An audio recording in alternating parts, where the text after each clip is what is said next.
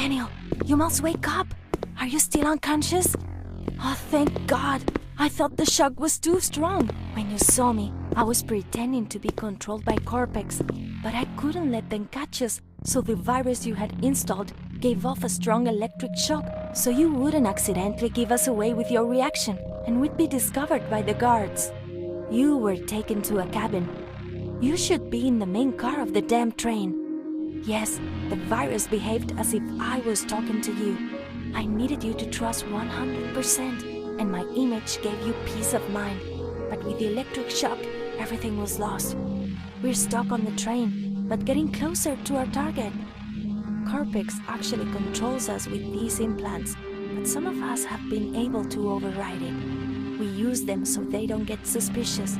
We can act as if we are under Corpex orders. I found access to the main engine. It requires 2 special keys that the officers will have. We need to turn both keys at the same time. Find me when you have them. The 2 officers come out of their cabins from time to time. Be careful they don't see you, or we will have lost the advantage we have. I have to find out where the damn boss is, and who or what is the one they call Lord. I have never seen him before. He appeared as if out of nowhere. While you locate everything you need, use the inoculator to inject each crew member on the train with the virus you can locate in the room. You won't wake them immediately. They will be under Corpex control so as not to raise suspicions. But remotely, if we are ready, we can release them. This target is important. We are a few kilometers away from Corpex. We have to get it.